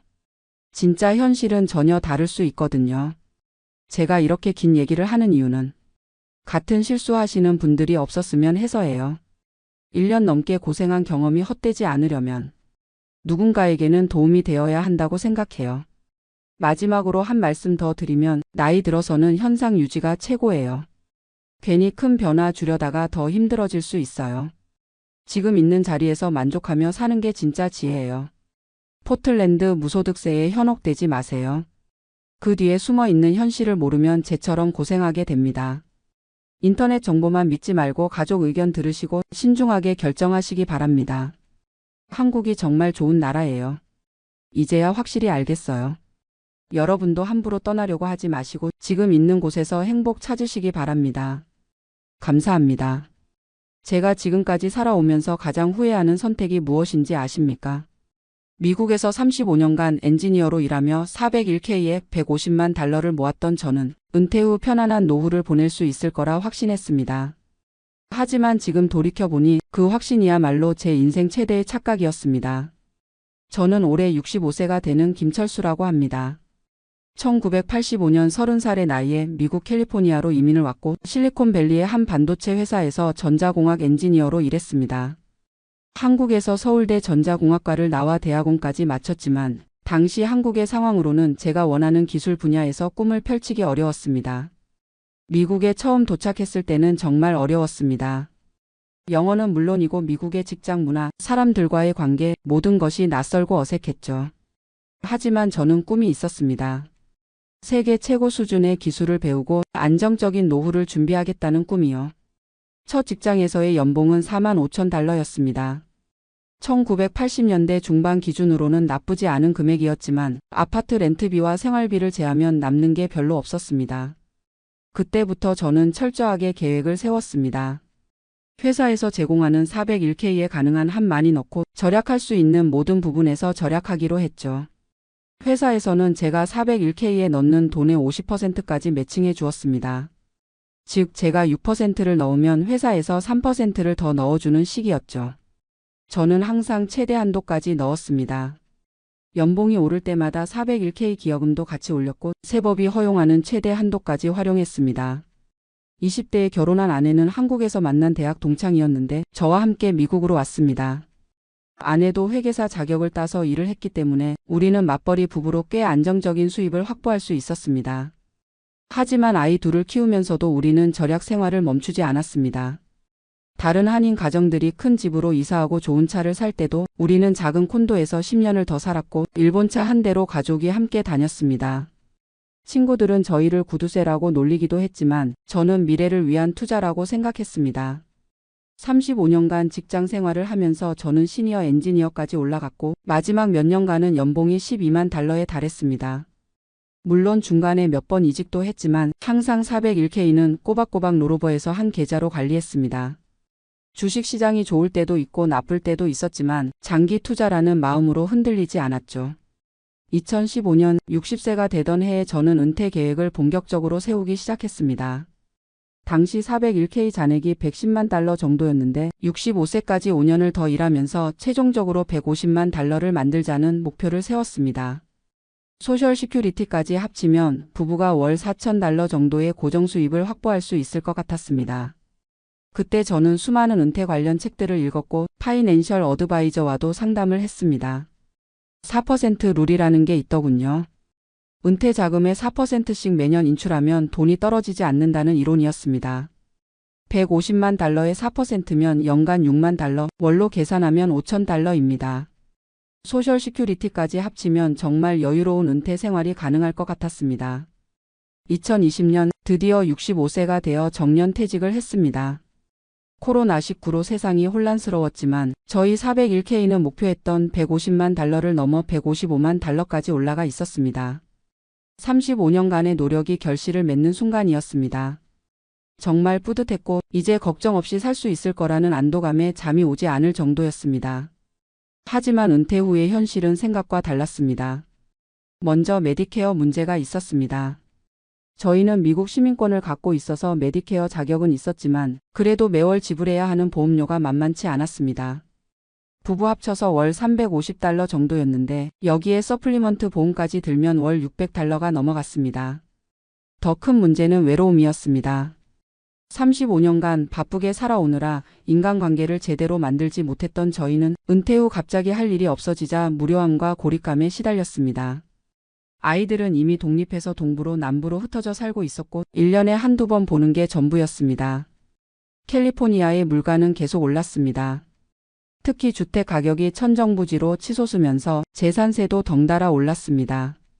저희가 30년 전에 30만 달러에 산 집이 150만 달러까지 올랐는데 재산세만 월 1,200달러가 넘어갔습니다. HOA 비용까지 합치면 주거비만으로도 월 1,500달러가 들어갔죠. 식료품비도 만만치 않았습니다. 예전에는 직장에서 점심을 해결했는데 이제는 하루 세 끼를 모두 집에서 해결해야 했습니다. 한국 음식을 해먹으려면 한인마트에서 장을 봐야 했는데 물가가 한국의 3배는 되는 것 같았습니다. 김치 한 포기가 8달러, 한국 쌀 20파운드가 40달러였으니까요. 그러던 중 2022년 저희 부부는 중대한 결정을 내렸습니다. 한국으로 역이민을 가자는 것이었습니다. 몇 가지 이유가 있었습니다. 첫째는 의료 문제였습니다. 나이가 들수록 병원에 갈 일이 많아졌는데 미국의 의료비는 정말 무서웠습니다. 메디케어가 있어도 본인 부담금이 만만치 않았고 특히 처방 약값이 엄청났습니다. 아내가 혈압약을 먹기 시작했는데 월 약값만 $200가 넘어갔습니다. 둘째는 문화적 그리움이었습니다.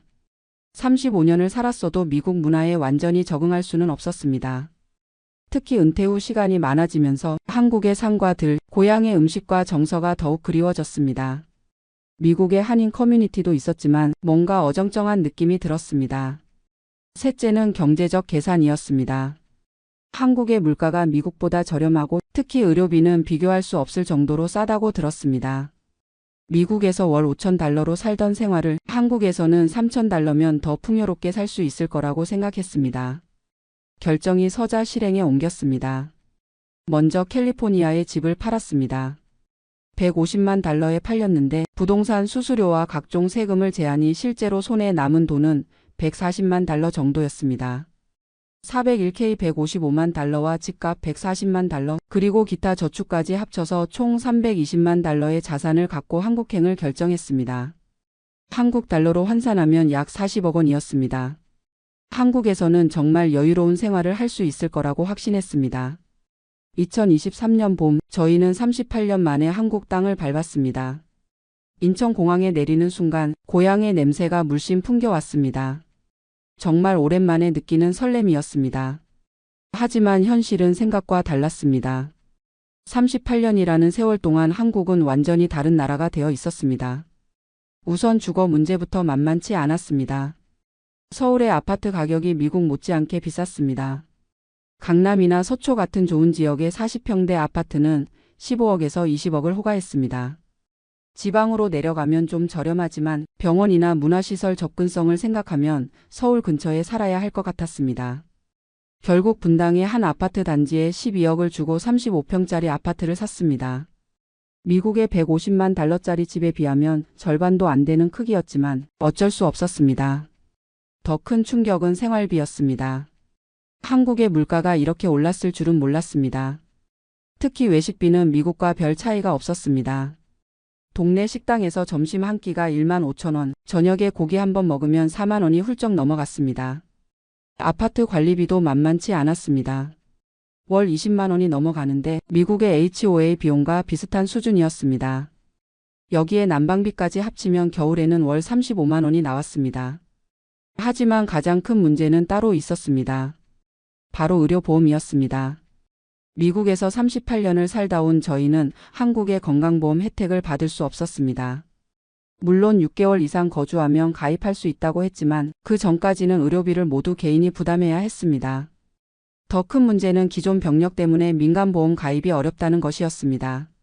아내는 고혈압과 당뇨가 있었고 저도 고지혈증으로 약을 먹고 있었는데 보험회사에서는 가입을 거절하거나 터무니없이 높은 보험료를 요구했습니다.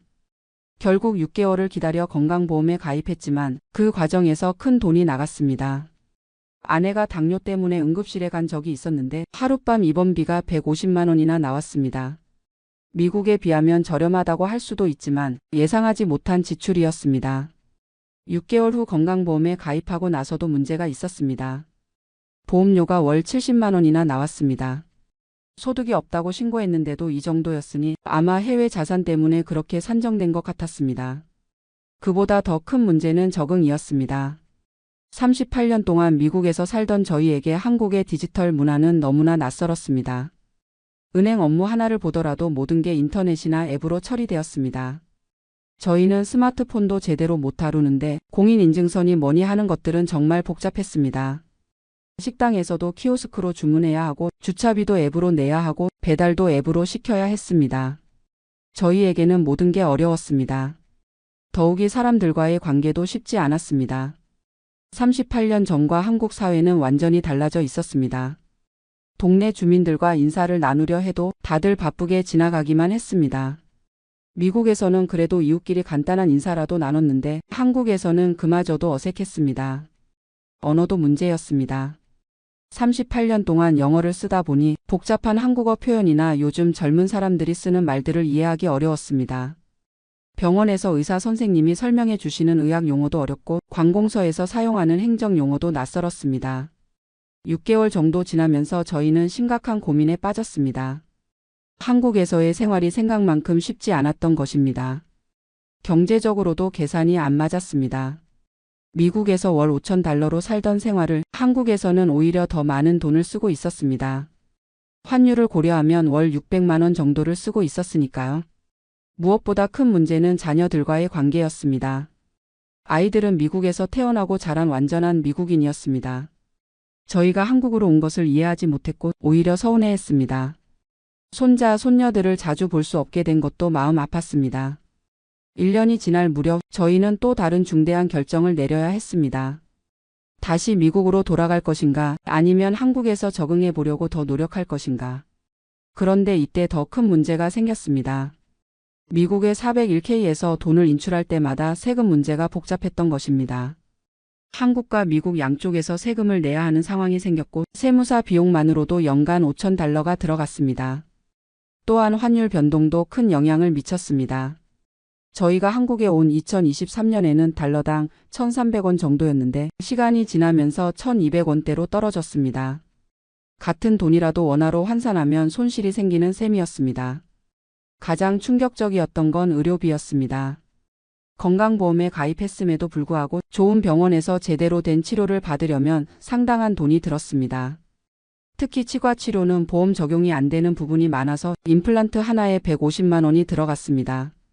미국에서도 비싸긴 했지만 최소한 예측 가능한 수준이었는데 한국에서는 병원마다 가격이 천차만별이었습니다. 1년 반이 지난 지금 저는 제 인생에서 가장 큰 실수를 했다는 생각이 듭니다. 물론 한국으로 온 것 자체가 실수라는 게 아닙니다.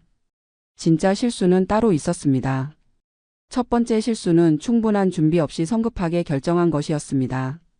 한국의 변화된 현실을 제대로 파악하지 못했고 단순히 물가가 싸다는 편견을 갖고 있었습니다. 38년이라는 세월 동안 한국이 어떻게 변했는지 실제로 살아보지도 않고 막연한 기대만 갖고 있었던 거죠. 두 번째 실수는 미국의 집을 성급하게 판 것이었습니다.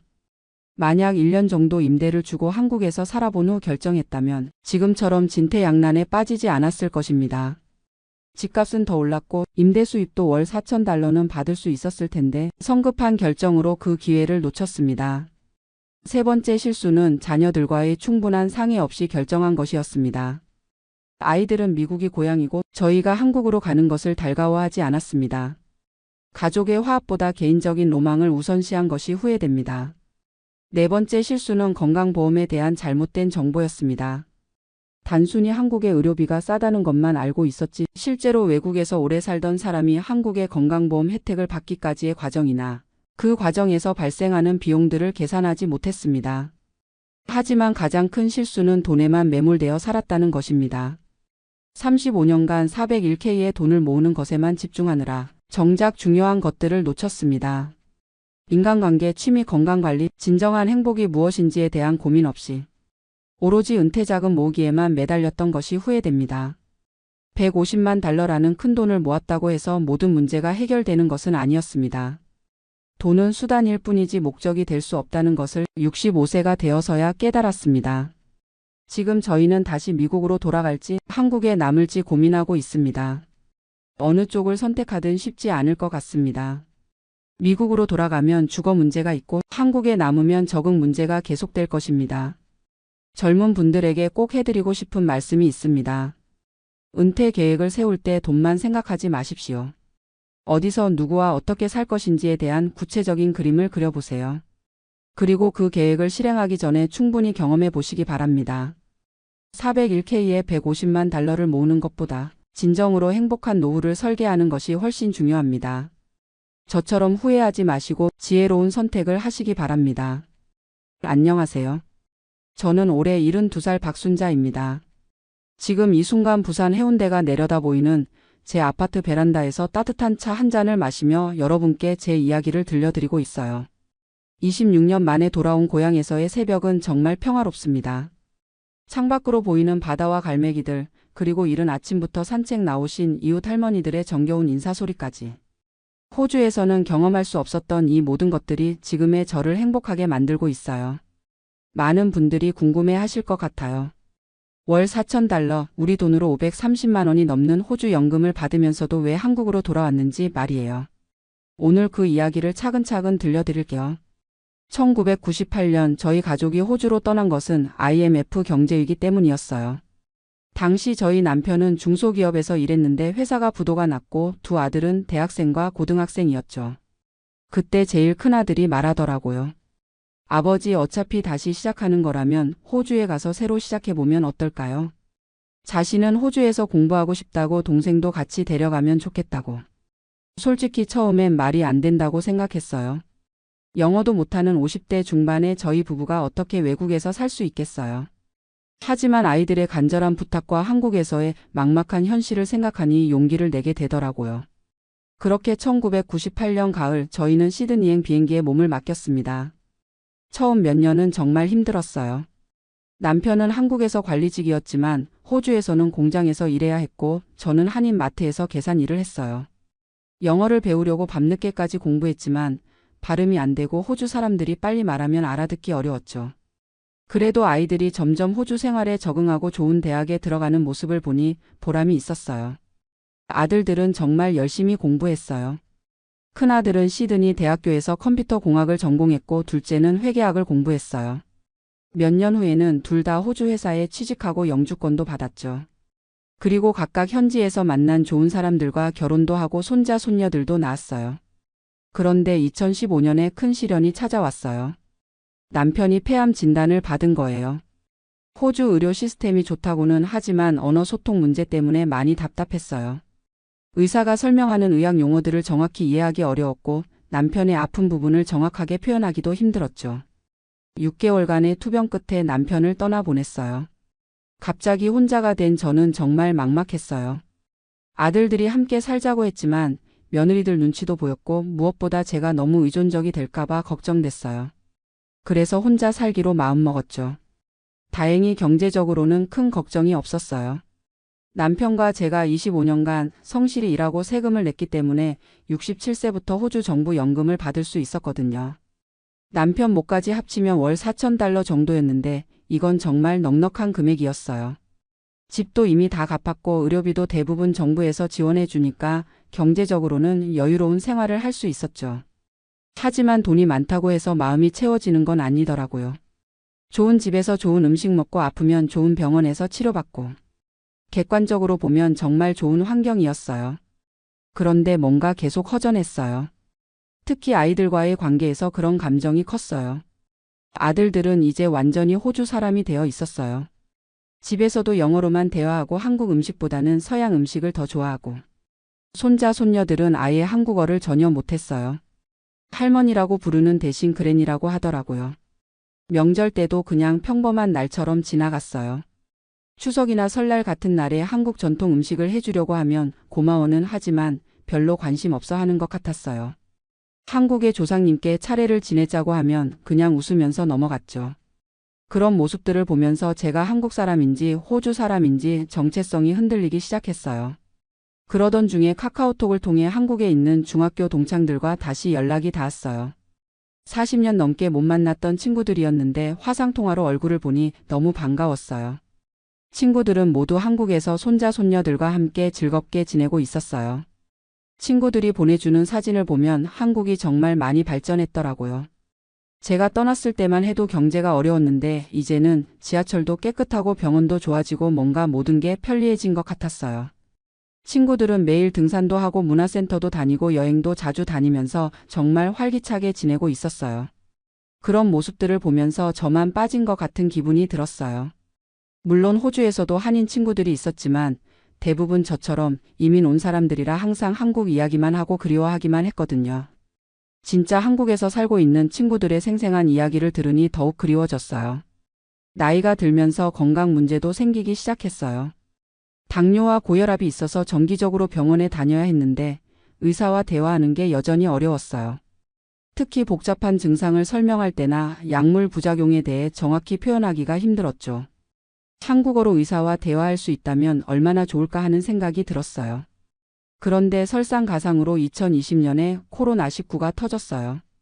국경이 봉쇄되면서 한국 방문이 완전히 막혔죠. 원래는 1년에 한 번씩은 한국에 다녀왔는데 3년 동안 전혀 못 가게 된 거예요. 그때 정말 절망스러웠어요. 화상통화로만 친구들을 만나고 한국 뉴스를 보면서 지냈는데 한국이 코로나 대응도 잘하고 경제도 빨리 회복되는 모습을 보니 더욱 부러웠어요. K에서 방역이니 뭐니 하면서 세계적으로 인정받는 한국을 보니 괜히 자랑스럽기도 하고 그런 나라에 있지 못하는 게 아쉽기도 했어요.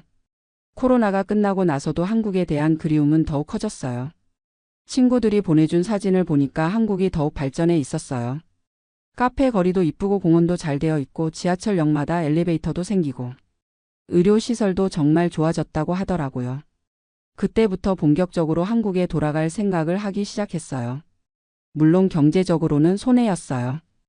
호주에서 받는 연금 4,000달러를 한국 돈으로 바꾸면 530만 원 정도인데 한국에서는 이 정도 연금을 받기 어렵거든요. 게다가 의료비도 호주보다는 더 부담이 될 것 같았고요. 하지만 나이가 들수록 돈보다 더 중요한 게 있다는 생각이 들었어요. 마음의 평안이랄까 정신적인 안정감이랄까. 아무리 좋은 환경에 있어도 마음이 편하지 않으면 행복할 수 없다는 걸 깨달았거든요. 그래서 2023년 말에 아들들에게 한국에 돌아가고 싶다고 말했어요. 그랬더니 정말 깜짝 놀라면서 반대하더라고요. 큰아들이 그러더라고요. 엄마 여기서 좋은 연금 받으면서 왜 굳이 한국에 가시려고 해요? 한국은 의료비도 비싸고 살기 어렵다고 하던데요. 둘째도 비슷한 반응이었어요. 엄마 나이에 다시 적응하기 어려울 거라고 그냥 여기서 편하게 지내시라고. 가끔 한국 여행이나 다니시면 되지 않겠냐고. 하지만 저는 이미 마음을 정했어요. 물론 아이들 말이 맞는 부분도 있었어요. 경제적으로는 분명히 손해고 새로운 환경에 적응하는 것도 쉽지 않을 거였어요. 하지만 남은 인생을 제대로 살고 싶었어요. 한국어로 말하고 한국 음식 먹고 한국 사람들과 어울리면서 말이에요. 가족들의 반대에도 불구하고 혼자서 준비를 시작했어요. 먼저 호주에 있는 집을 정리했어요. 25년 동안 살았던 집이라 정이 많이 들었지만 과감히 팔았어요. 그리고 한국에서 살 집을 알아보기 시작했어요. 부산을 선택한 이유는 어릴 때 잠깐 살았던 추억이 있어서예요. 서울은 너무 복잡할 것 같고 부산은 바다도 있고 날씨도 따뜻해서 노후에 살기 좋을 것 같았어요. 인터넷으로 여러 부동산을 알아보다가 해운대 근처에 아파트 하나를 계약했어요. 바다가 보이는 곳이라 마음에 들었거든요. 연금 문제도 알아봤어요. 다행히 호주 연금은 해외에서도 계속 받을 수 있다고 하더라고요. 단지 한국 계좌로 송금받는 방식으로 바뀌는 것뿐이었어요. 그리고 한국에서 건강보험을 받으려면 6개월 이상 거주해야 한다는 것도 알았어요. 2024년 4월 드디어 한국 땅을 밟았어요. 26년 만에 인천공항에 내렸을 때의 그 감격은 지금도 잊을 수가 없어요. 공항 직원이 안녕하세요 하고 한국말로 인사하는 소리를 들으니 눈물이 나더라고요. 아, 내가 정말 한국에 돌아왔구나 하는 실감이 났어요. 인천공항에서 부산까지 KTX를 타고 내려가는데 창밖 풍경이 정말 아름다웠어요. 26년 전에는 없던 터널도 많아지고 기차도 정말 빨라졌더라고요. 3시간도 안 되어서 부산에 도착하니 마치 꿈 같았어요. 첫 한 달은 정말 신기한 연속이었어요. 요즘 한국은 모든 게 디지털화되어 있더라고요. 카페에서 커피를 주문하려고 하는데 키오스크라는 기계로 주문하라고 하는 거예요. 처음엔 어떻게 하는지 몰라서 당황했는데 젊은 직원이 친절하게 도와주더라고요. 마트에서도 계산을 셀프로 하라고 하고 버스도 카드로 찍어야 하고 스마트폰으로 택시도 부르고 음식 배달도 시키고 정말 모든 게 새로웠어요. 하지만 그 모든 게 한국어로 되어 있고 한국 사람들이 친절하게 도와주니까 배우는 재미가 있었어요. 무엇보다 좋았던 건 이웃들과의 만남이었어요. 아파트에 이사 온 지 일주일쯤 되었을 때 엘리베이터에서 비슷한 나이의 할머니 한 분을 만났어요. 그 할머니가 먼저 말을 걸어주셨어요. 새로 이사 오신 분이죠. 어디서 오셨어요? 하고 물어보시더라고요. 호주에서 왔다고 하니까 정말 깜짝 놀라시면서 그럼 영어 잘하시겠네요 하시는 거예요. 그렇게 인사를 나누고 나서 며칠 후에는 다른 이웃 할머니들도 소개해 주셨어요. 이웃 할머니들이 정말 따뜻하게 맞아주셨어요. 아파트 뒤편에 작은 텃밭이 있는데 거기서 함께 채소도 키우고 일주일에 한 번씩은 같이 전통시장도 가고. 호주에서는 이웃과 이렇게 가깝게 지낸 적이 없었는데 정말 신선한 경험이었어요. 특히 병원 갈 때가 제일 편했어요. 한국에 온 지 2달쯤 되었을 때 당뇨 약이 떨어져서 동네 내과에 갔어요. 의사 선생님이 한국말로 자세히 설명해 주시는데 정말 시원했어요. 호주에서는 아무리 영어를 배워도 의학 용어는 어려웠거든요. 그런데 한국 의료비가 생각보다 저렴하더라고요. 당뇨 검사하고 약 처방 받는데 3만 원도 안 들었어요. 호주에서는 연금 덕분에 무료로 받긴 했지만 원래 가격은 훨씬 비쌌거든요. 6개월 후에 건강보험 혜택을 받게 되니까 더욱 저렴해질 거라고 하시더라고요. 음식도 정말 맛있었어요. 호주에서도 한인마트에서 한국 재료를 사서 요리했지만 역시 본토의 맛과는 달랐어요. 전통시장에서 파는 신선한 채소들로 김치를 담그고 된장찌개를 끓이니까 정말 옛날 어머니 손맛이 나더라고요. 시장 상인분들도 정이 많았어요. 처음에는 호주에서 왔다고 하니까 신기해하시더니 이제는 단골이 되어서 좋은 것만 골라주세요. 이거 호주에도 있어요. 이건 한국에만 있는 거예요 하면서 이것저것 알려주시고. 그런 정겨운 대화가 정말 그리웠던 거였어요. 찜질방도 처음 가봤는데 정말 신기했어요. 호주에는 이런 문화가 없거든요. 할머니들이 데려가서 같이 때도 밀고 사우나도 하고. 그 뜨거운 찜질방에서 할머니들과 수다 떨면서 식혜 마시는 그 맛이란. 이런 게 바로 한국 문화구나 싶었어요. 노래방도 갔어요. 이웃 할머니들과 함께 갔는데 옛날 가요를 부르면서 정말 신나게 놀았어요. 호주에서는 상상도 못할 일이었죠. 그런 활동들을 하면서 정말 마음이 젊어지는 기분이었어요. 한국에 온 지 3개월쯤 되었을 때 큰아들이 걱정이 되어서 부산에 왔어요. 어머니가 혼자 잘 지내고 계신지 확인하러 온 거였죠. 그런데 저를 보고 정말 깜짝 놀라더라고요. 엄마 얼굴이 완전히 달라졌어요. 정말 밝아 보여요 하는 거예요. 사실 저도 느끼고 있었어요. 호주에서는 하루하루가 그냥 지나갔는데 한국에서는 매일매일이 새롭고 재미있었거든요. 이웃들과 인사 나누고 시장 가서 장 보고 친구들 만나서 수다 떨고. 이런 소소한 일상들이 저를 행복하게 만들고 있었어요. 아들이 며칠 있으면서 한국의 변화된 모습을 직접 보더니 생각이 많이 바뀐 것 같았어요. 지하철도 깨끗하고 의료시설도 좋고 사람들도 친절하다고. 그리고 무엇보다 어머니가 정말 행복해 보인다고 하더라고요. 여름 휴가 때는 둘째 아들 가족도 모두 왔어요. 손자 손녀들이 부산에 오는 건 처음이었는데 정말 좋아하더라고요. 감천문화마을도 가고 해운대 바다에서 수영도 하고. 제가 직접 김밥도 싸서 피크닉도 갔어요. 손주들이 할머니가 만든 김밥이 정말 맛있다고 하면서 레시피를 가르쳐 달라고 하더라고요. 호주에서는 그런 관심을 전혀 보이지 않았는데 한국에 와서 직접 한국 문화를 체험하니까 달라진 것 같았어요. 그때 정말 뿌듯했어요. 호주에 있는 한인 친구들과 화상통화할 때마다 한국 생활을 자랑하곤 해요. 어디 갔다 왔다, 뭘 먹었다, 이웃들과 뭘 했다 하면서 사진도 보여주고. 그러면 친구들이 정말 부러워해요. 정말 한국이 그렇게 좋아졌어. 나도 돌아갈까 생각 중이야 하는 친구들도 생겼어요. 경제적으로는 분명히 전보다 빠듯해졌어요. 호주 연금 4,000달러를 한국 돈으로 바꾸면 530만 원 정도인데 환율 변동도 있고 송금 수수료도 있고. 게다가 한국에서는 이것저것 지출할 일이 더 많더라고요. 친구들과 만나서 밥도 먹고 문화생활도 하고. 하지만 전혀 후회되지 않아요. 돈으로는 살 수 없는 마음의 평안과 행복을 얻었거든요. 매일 아침 일어나서 오늘은 뭘 할까 하는 기대감, 이웃들과 만나는 즐거움, 한국어로 자유롭게 대화하는 편안함. 이런 것들이 저에게는 연금보다 더 소중했어요. 요즘은 새로운 취미도 생겼어요. 아파트 부녀회 활동도 하고 동네 자원봉사도 나가고 있어요. 근처 복지관에서 하는 노인대학에도 다니는데 거기서 스마트폰 사용법도 배우고 있어요. 젊은 강사 선생님이 정말 친절하게 가르쳐 주세요. 같은 수업을 듣는 할머니, 할아버지들과도 친해졌어요. 모두 비슷한 나이라 공통점이 많아서 금세 친구가 되었어요. 수업 끝나고 같이 커피도 마시고 때로는 같이 여행도 가요. 지난달에는 경주로 1박 2일 여행을 다녀왔는데 정말 재미있었어요. 돌이켜보면 호주에서의 26년도 소중한 시간이었어요. 아이들을 훌륭하게 키웠고 경제적으로도 안정적인 기반을 만들었죠. 하지만 그때는 몰랐어요.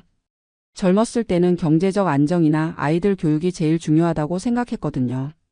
나이가 들고 나니까 정말 중요한 게 뭔지 알겠더라고요. 마음이 편안한 곳에서 내가 진짜 나답게 살 수 있는 것. 그게 바로 행복이라는 걸 깨달았어요. 아무리 좋은 환경에 있어도 마음이 불편하면 행복할 수 없어요. 지금 저는 정말 행복해요. 아침에 일어나면 바다가 보이는 창문을 열고 신선한 공기를 마셔요. 이웃 할머니들과 인사를 나누고 시장에 가서 장을 봐요. 친구들과 만나서 수다도 떨고 문화센터에서 새로운 것도 배워요. 물론 아직 적응해야 할 것들이 많아요. 디지털 기기 사용법도 배워야 하고 한국의 새로운 문화도 익혀야 하고. 하지만 그 모든 게 즐거워요. 배우는 재미가 있고 매일매일 발전하는 자신을 느낄 수 있거든요. 혹시 저와 비슷한 고민을 하고 계신 해외 거주 동포분들이 계시다면 이런 말씀을 드리고 싶어요. 나이가 들어서 새로운 선택을 하는 게 두려우실 수도 있어요. 경제적 손실도 걱정되고 새로운 환경 적응도 부담스러우실 거예요. 하지만 늦었다고 생각할 때가 진짜 늦은 때라고 하잖아요. 저도 72살에 새로운 인생을 시작했어요.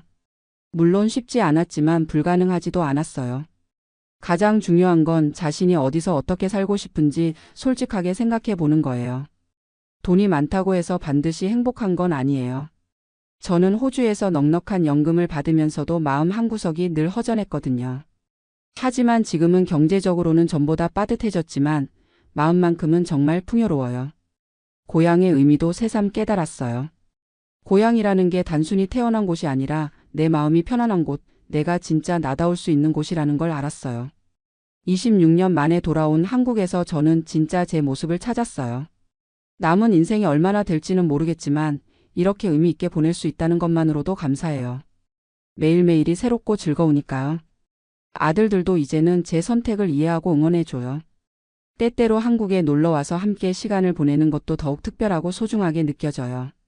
지금 이 순간 부산 바다를 바라보면서 정말 행복합니다. 26년 전 막막한 마음으로 떠났던 고향에 이렇게 당당하고 행복하게 돌아올 수 있어서 감사해요. 용기 있는 선택에 힘을 믿어보세요. 여러분의 진짜 행복이 어디에 있는지 한번 생각해 보시기 바라요. 감사합니다.